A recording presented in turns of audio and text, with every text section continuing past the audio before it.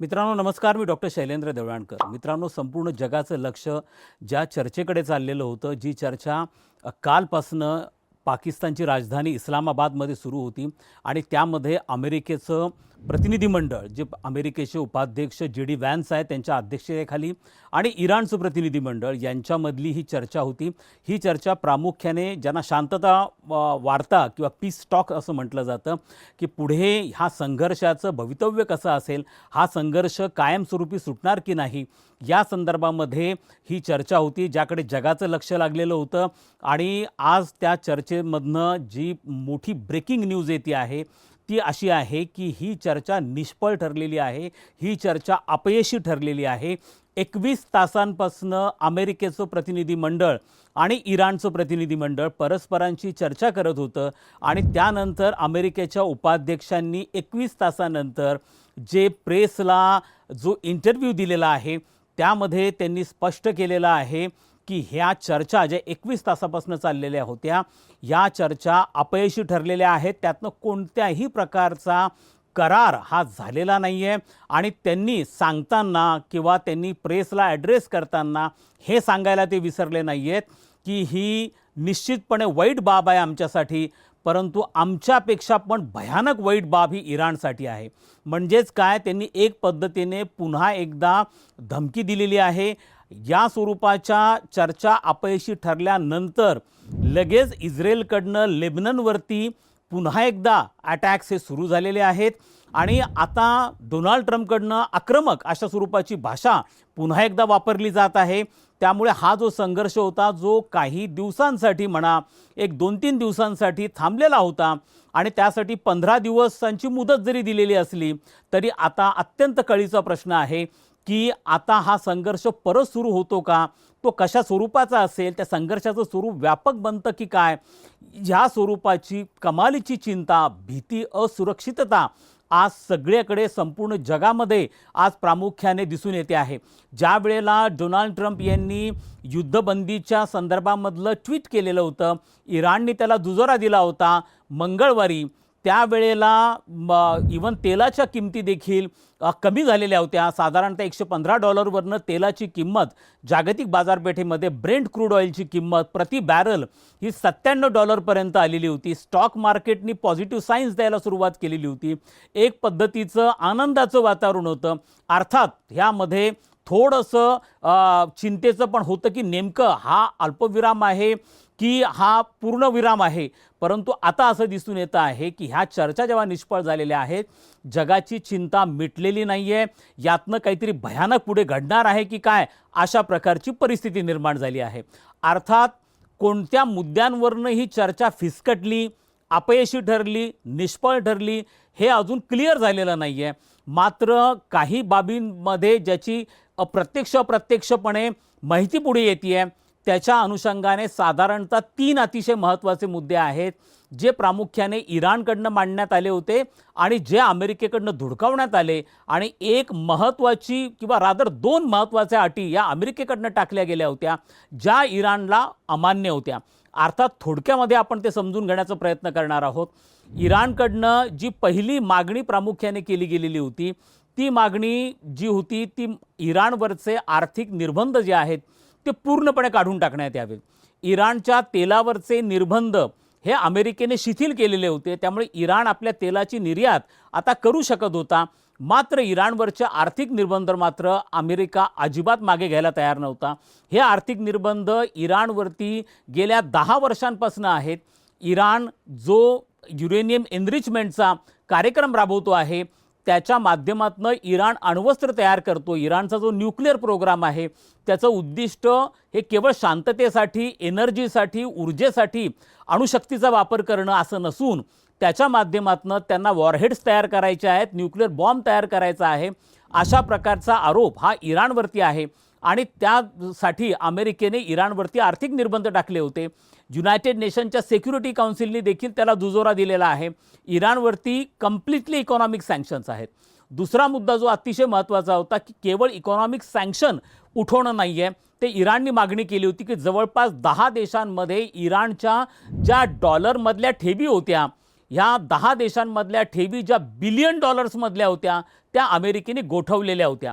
या गोठवलेल्या जो सगळा निधी आहे तो पुन्हा एकदा रिलीज करण्यात यावा अशा प्रकारची मागणी होती, पण ती देखील अमेरिकेला अमान्य होती. तिसरा मुद्दा होता की अमेरिकेने गॅरंटी द्यावी की कधीही ते भविष्यामध्ये इराणवरती अटॅक करणार नाही.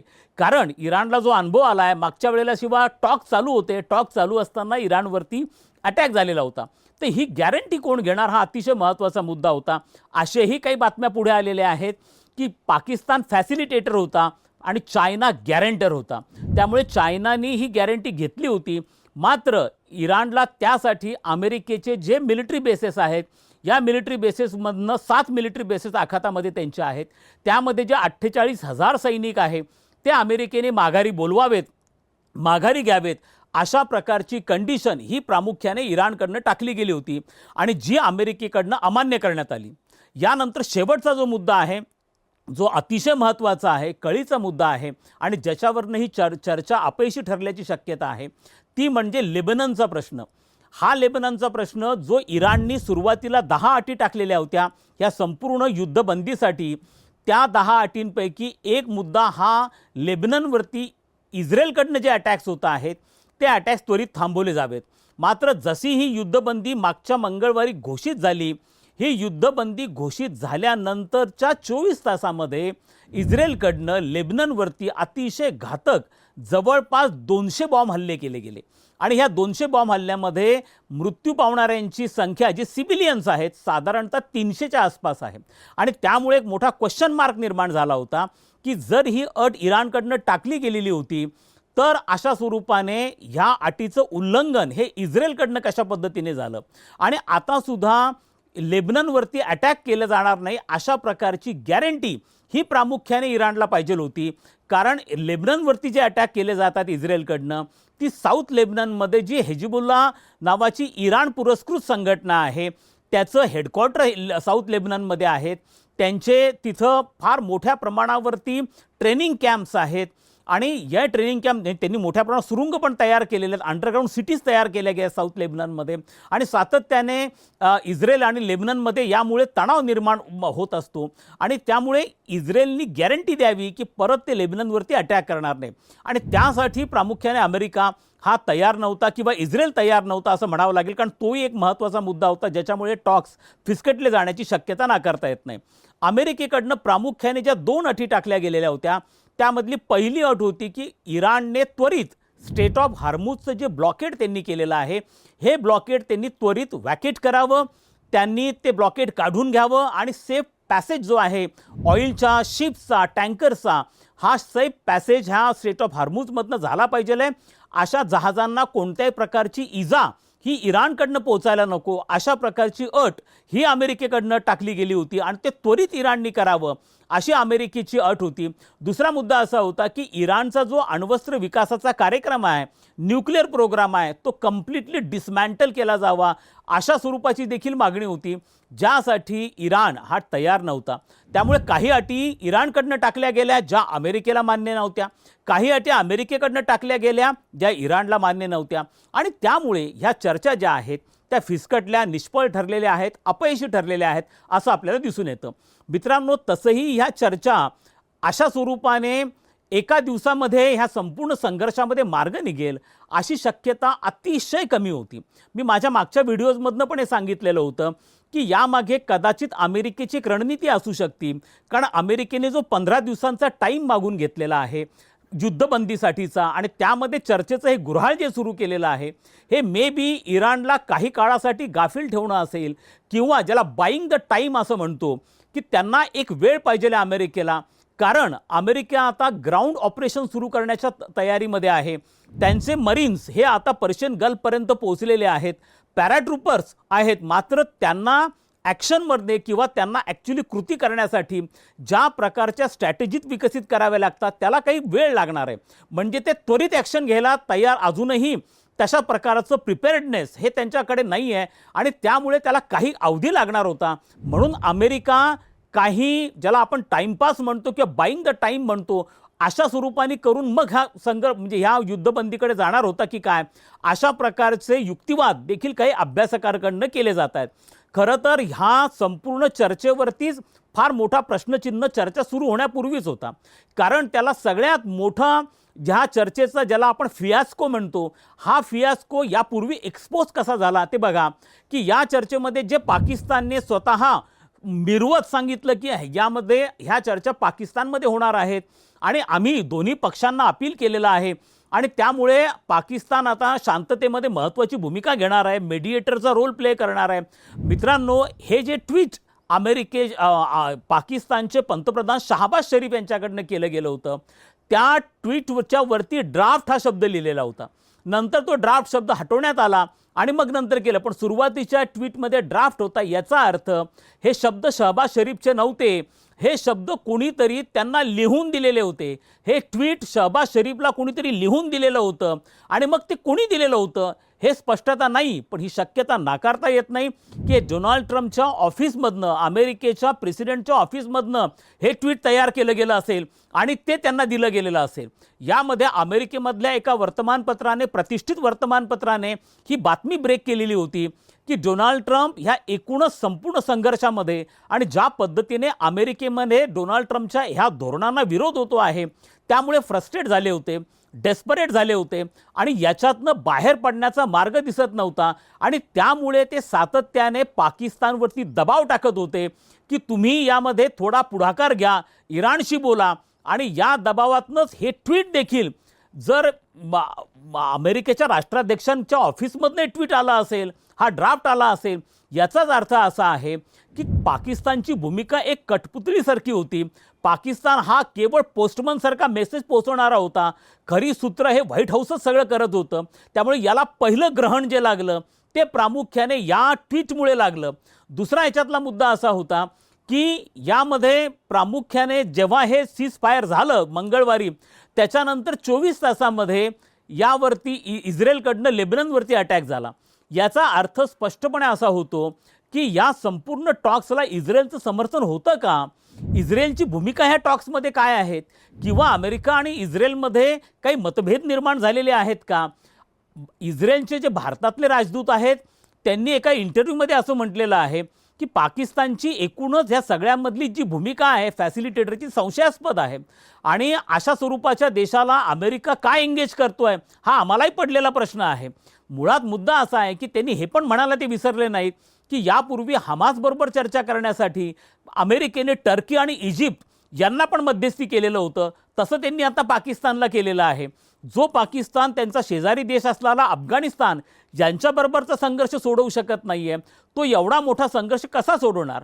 आणि दुसरं म्हणजे हा संघर्ष सुरू कोणी केला, हा संघर्ष कशा पद्धतीने झाला? खुद्द JD व्हॅन्स आणि अमेरिकेचे परराष्ट्र मंत्री यांनी याच्या संदर्भामध्ये असं सांगितलं आहे की इस्रायलने इराणवरती अटॅक केला आणि त्यामुळे इराण आमच्या प्रॉक्सीजवरती किंवा आमच्या मित्रांवरती अटॅक करेल अशा प्रकारची शक्यता होती, म्हणून अमेरिकेने इराणवरती अटॅक केला. याचाच अर्थ हा प्रिएम्प्टिव्ह अटॅक होता. अशा स्वरूपाने अमेरिकेने स्टँड घेतलेला आहे. याचाच अर्थ या संपूर्ण संघर्षाची सुरुवात ही अमेरिकेकडनं झाली. यानंतर त्यांनीच युद्धबंदीची घोषणा केली. आता त्यांनी टॉक्सच्या बाबतीमध्ये पुढाकार घेतला, त्यांनीच टॉक्स फेल झाले असं सांगितलं. आता प्रश्न पडतो की व्हॉट नेक्स्ट? आणि हा अत्यंत महत्त्वाचा मुद्दा आहे. आता व्हॉट नेक्स्ट म्हणजे तसंही 24 तासामधनं हा संघर्ष काही सुटणार नव्हता, कारण इस्रायल आणि इराण ह्या दोघांसाठी अस्तित्वाचा संघर्ष आहे. दोघांनी परस्परांना नष्ट करण्याचा विडा उचललेला आहे. अशा प्रसंगी केवळ 21 तासामध्ये आपल्या टर्म्स कंडिशन दोघांना ॲक्सेप्ट होतील, दोघे मान्य होतील आणि आनंदाने सांगतील की ओके सगळं काही आता संपलेलं आहे, सगळं शांतता निर्माण झाली, अशी शक्यता सुतराम नव्हती. पण आता मुद्दा नेक्स्ट काय आहे? मग अमेरिका परत अटॅक करणार का? मग अमेरिका तेच करत होता. 40 दिवस अमेरिकेने काय केलं? अमेरिकेने इराणवरती अटॅक्सच केले, पण त्याच्यामधनं काही सॉल्व झालं नाही, काही रिझॉल्व झालं नाही. इराणमधली कमांड, जी चेन ऑफ कमांड आहे ती इंटॅक्ट आहे, तिथली राजवट इंटॅक्ट आहे. इराण तर त्यांचे मिसाईल लॉन्च पॅड्स ते पण उद्ध्वस्त झालेले दिसत नाही आहेत, कारण इराणकडनं सातत्याने मिसाईलचे अटॅक्स व्हायला लागलेले आहेत. इव्हन या काही अरब देशांवरती देखील ह्या 24 तासांमध्ये, मागच्या 24 तासांमध्ये पण अशा प्रकारचे अटॅक झालेत. मग काय करणार? परत तुम्ही करणार, पण त्याच्यातनं काही अचीव होणार नाही आहे. त्यामुळे मग अमेरिका काहीतरी एक्स्ट्रीम करणार आहे का, हा एक प्रश्न होतो. त्याच्यातलं सगळ्यात मेन आहे की अमेरिका आपले ग्राउंड फोर्सेस उतरवणार का? खर्ग आयलंड टेक ओव्हर करणार का?